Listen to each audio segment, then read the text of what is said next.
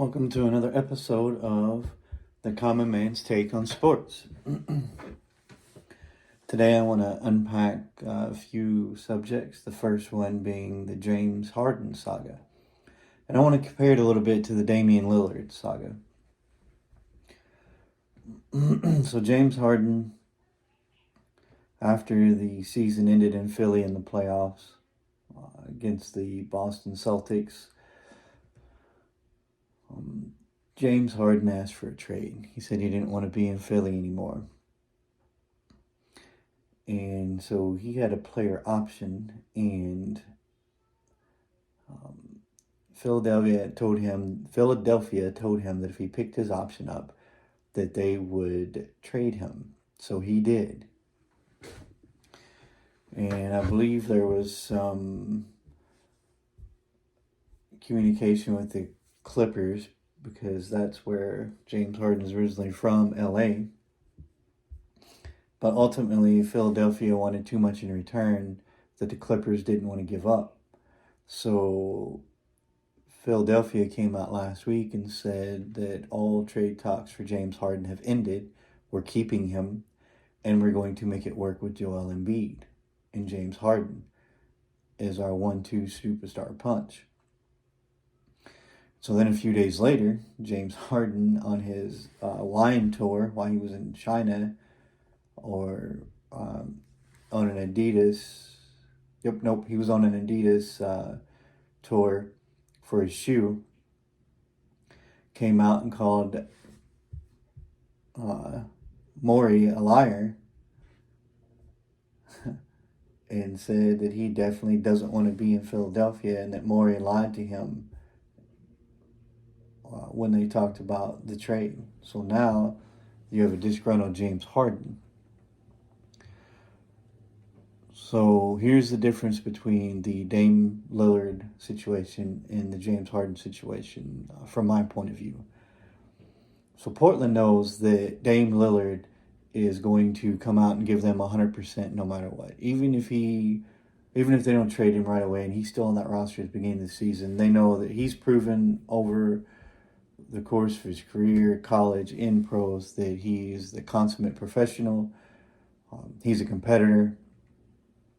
And even if he is still in Portland, they know he's going to come out and he's going to give it 100% every night. He won't be a distraction to the team, because that's just not the type of player or person that he is. So James Harden's a little different. We've seen him be a distraction to teams when he was in Houston and when he was in New Jersey. When he was in Brooklyn. Sorry, forgot they changed the name from New Jersey Nets to Brooklyn Nets. He was in Brooklyn. So Philadelphia's problem is a little different, because they have a player who is kind of a prima donna, and he will be a distraction to the team if he thinks it's going to get him traded faster. James Harden will probably sit out games and refuse to play, because that's the type of person he is. And I'm not saying that's right or wrong, but I'm just saying that's the difference between him and Dame Lillard. Dame Lillard's going to do the right thing by himself and by the team no matter what. James Harden's going to do whatever gets him what he wants faster. So Philadelphia's problem is now they've come out and said that they want to make it work with those two, and that all the trade talks are over, and James Harden is still saying he wants out. How are you going to make that work? Obviously he doesn't want to be there. He's not going to want to be there. And again, the type of player he is, he will definitely be a distraction. And Philadelphia has other problems to deal with without having their number two superstar be a distraction and drag that team down. So Philadelphia probably needs to go back to the drawing board. Just accept the fact that James Harden just doesn't want to be there, and the James Harden trial just didn't work. And figure out a trade that would work between them in a team that Harden would be okay going to. I'm pretty sure they can find a couple of trade partners that would give them a decent return. I mean, you're not going to get the same return for James Harden that you are Dame Lillard, because James Harden's not the same player he was when he was in Houston or Oklahoma City. His stats have kind of dropped a bit since he's been there, and maybe he makes a bounce back and he goes back to how he was playing at those places. But as of right now, you don't know that, so you can't ask for the same return. Dame Lillard last season was one of the best players in the league. He was a top 10 player, probably top 5 if you look at his stats.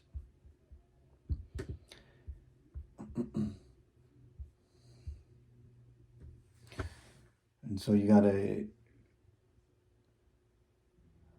The other problem with trading James Harden is everybody knows that you do get that extra baggage with him. So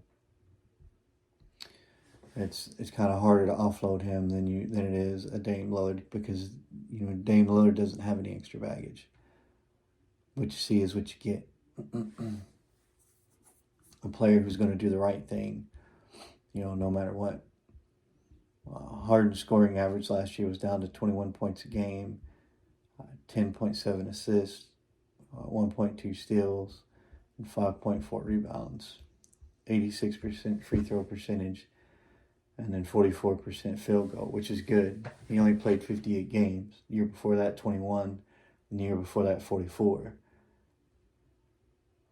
The year before that, he played 65, 36 and 8, and then 44 again. So, again, you're not going to get a team that's going to give you a huge return for a player who hasn't played 3/4 of a season in a long time, much less a full season. So that's the other thing that the Philadelphia 76ers have to look at.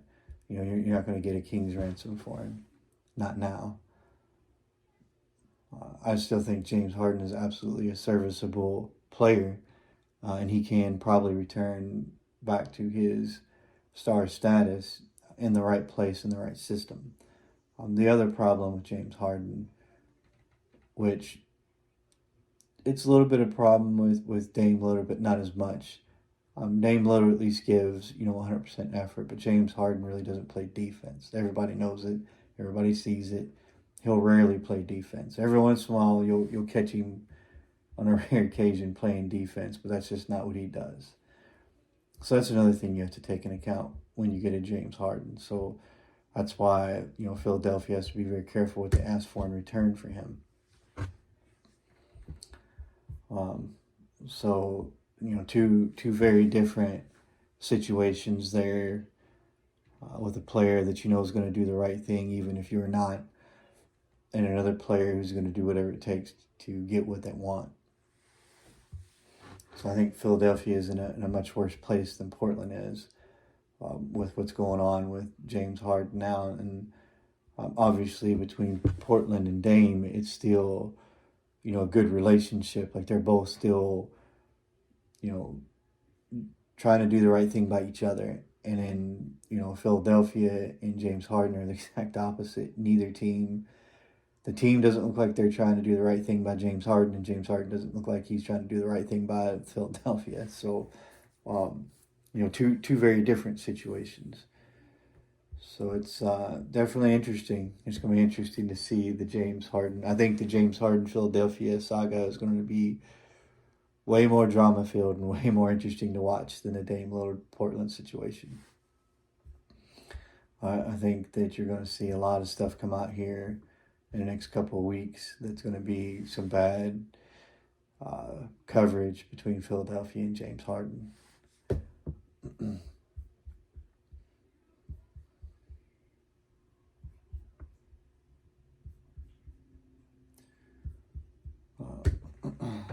We'll see what happens. But, it ain't looking good in Philadelphia. So I want to talk a little bit about the baseball standings here. Baltimore is looking good. Tampa Bay is looking good in the American League East. Toronto's right in there. You literally have three teams from one division that have a legit opportunity to make the playoffs. You got Minnesota in the Central, the Twins. Outside of them, nobody else in the Central Division is even in the race. You have Texas and Houston both still in the race. The Texas Rangers at 72-48, and Houston at 69-52. So, right now for the division leaders, you're looking at Baltimore, Texas, and the Twins. And then for the wild card teams, you're looking at Tampa Bay, Houston, and Toronto. Seattle's right there. They're only 2 games, out. So they could easily make it up and bump Toronto. Boston's right there behind Seattle, just 3 games out. They're 63-56. Seattle's 64-55, and then Toronto's 67-54. So all 3 teams very close right there for that last wild card spot. We'll see what happens in the coming weeks.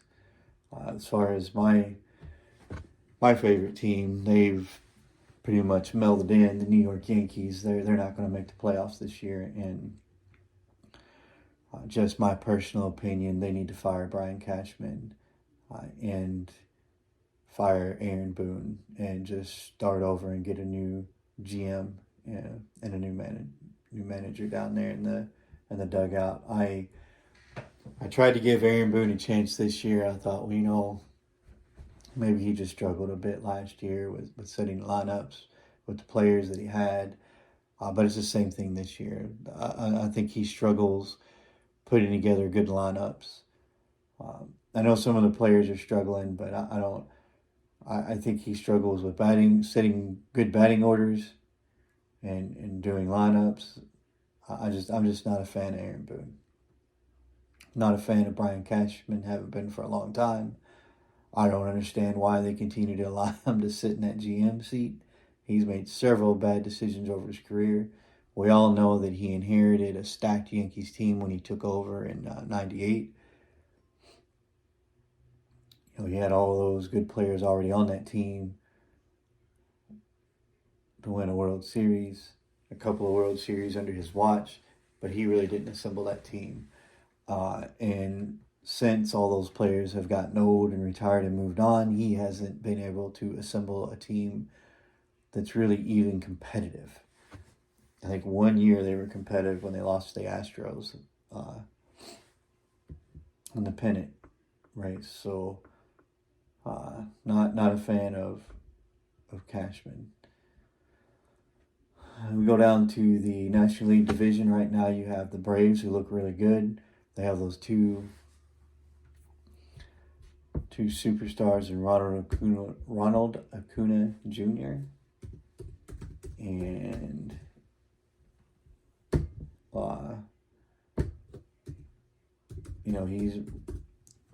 Acuna Jr. has looked pretty good this year.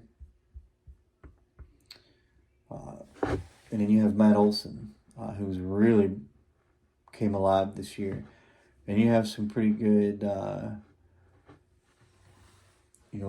players that are decent to average players. Marcell Ozuna,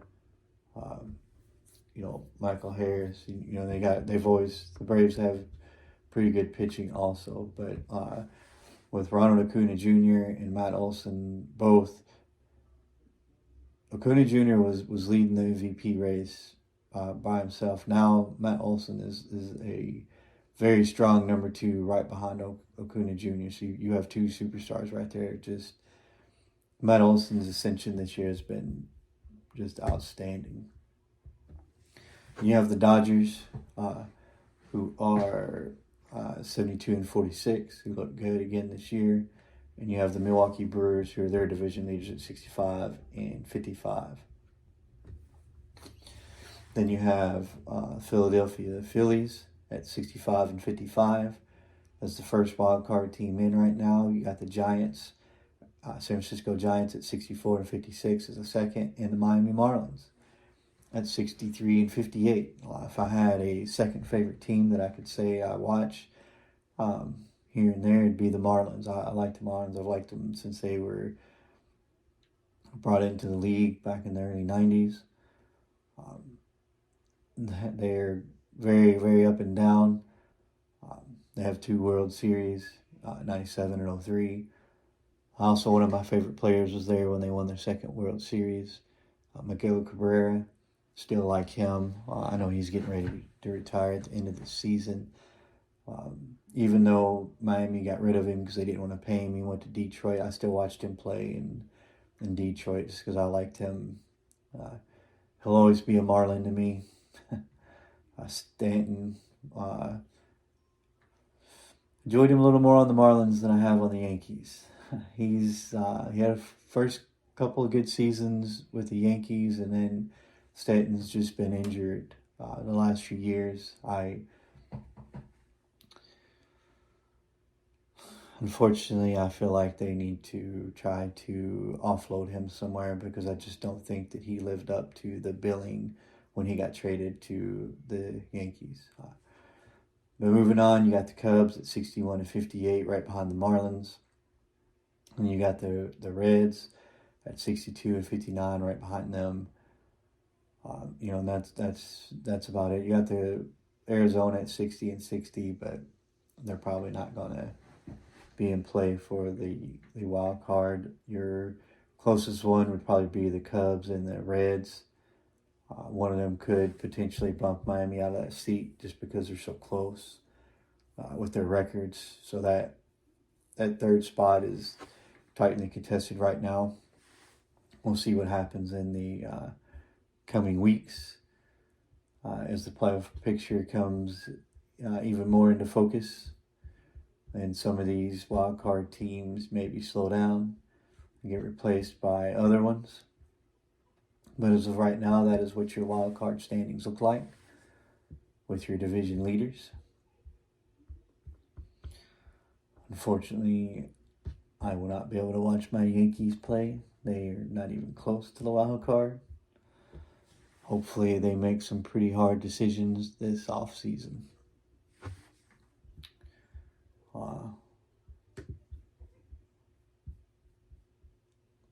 We'll talk a little bit about the NFL because I'm pretty excited that that season, preseason has started. I've watched several games. Last week I watched most of those preseason games. Watched a little bit of that Bears game, the Baltimore Ravens game, my favorite team, the Carolina Panthers. I watched them play. Not looking too hot down there in Carolina. Man, Jets shut them down, which is another thing I want to talk about. The Jets signing Dalvin Cook. That's a big move for them. They're slowly assembling a pretty decent team down there. I'm not sure what their defense is going to look like. I think their defense is going to look pretty good this year, but yeah, let's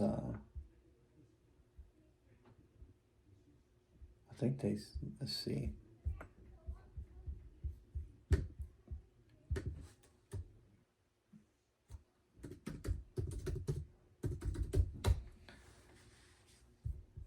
So, yeah, Dalvin Cook signed with the Jets. So, that's pretty awesome for the Jets because they've been kind of struggling here for a while.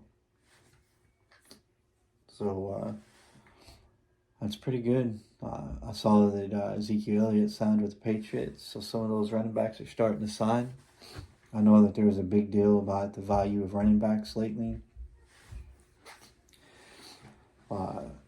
I think that the value of the running back, unfortunately, has been devalued in the NFL. And so this is why I think it's been devalued. It's because you have teams like the Patriots, the Eagles, the Buccaneers. All those teams have won a Super Bowl recently without a superstar running back. The Kansas City Chiefs, they've won 2 Super Bowls without a superstar running back. Um, you have running backs now. They're not expected to just run the ball. Everybody wants running backs who can catch the football like a wide receiver, so they can line them up. So the reason why the value of the running back has changed is because you're expected to be able to catch the ball out of the backfield, but also you now have these scrambling quarterbacks where back in the day, you had guys like Randall Cunningham, Steve Young, Warren Moon. You had maybe three quarterbacks in the league who could scramble. That was it. Like, that was a rarity. Even in the Michael Vick years, right? Michael Vick was the only real scrambling quarterback. You had a couple that tried, but nobody, changed the game like Michael Vick. And now, a couple years after that, Vic made the scrambling quarterback popular, and then you had the Cam Newtons and the Russell Wilsons who came in and were pretty successful with being able to scramble and throw the football. But again, you only had a couple who were successful at it. Kaepernick had a little run there where he was a scrambling quarterback and able to throw the football also with a decent amount of accuracy. And so that was it. You just had those three who were successful. Everybody else, that was it. Everybody else was a pocket passer. Now you have a handful or more scrambling quarterbacks. Every team wants that quarterback who has the threat of running. You got Patrick Mahomes in Kansas City. You got, so you still have, Russell Wilson down in Denver. He doesn't run as much as he used to, but he still poses the threat. You got Josh Allen, scrambling quarterback. You got Lamar Jackson, scrambling quarterback. There's way more quarterbacks in the league now who pose the threat of running. So when you have a quarterback like that who takes carries away from your running back because they're a threat to scramble, you don't have to have a superstar running back that's a workhorse. And so that's why I think the NFL, the value of the running backs has changed now, where teams are looking around like, we don't need to pay a running back $15 million a year to be a workhorse back, when we can pay two backs who can catch the ball out of the backfield and average about 10 to 15 carries a game, and pay them $5 million apiece or less and still win a Super Bowl. Because we have a scrambling quarterback who's accurate and he poses a threat to defenses because he might drop back to pass and then all of a sudden take off running, and now he's unaccounted for. Or if you take a linebacker or a safety and spy the quarterback, now you just lost somebody who could help out in coverage, and there's going to be a receiver or tight end or maybe that running back who's coming out of the backfield who's open to catch the football. So I do believe that the running backs are right. The running backs have been devalued, but it's just the evolution of the game. It's not going to change. I don't think it's going to go back. Everything goes through an evolution, right? And so football has gone through an evolution, and the running back spot has changed. It's not the same anymore. So they're not going to get paid the same anymore. Will it go back down the road? Maybe, but probably not. Not unless the NFL goes back to more of a pocket passer system. But again, the quarterback positions also, evolved with the Lamar Jacksons and the Josh Allens. It's all evolved. People don't want that pocket passer anymore. They want that running back who has a little bit of speed and can take off from the football if teams need it. So I don't know how you fix that for the running back position, because how do you take a step back? You don't. So I don't know what to tell the running backs in the league. your contracts are probably going to start getting smaller, and there's really nothing you can do about it. And it's unfortunate, but that's just the evolution of the game. I have to see the direction the game takes later, but you'll have to pick up another skill as a running back if you want to get that high money.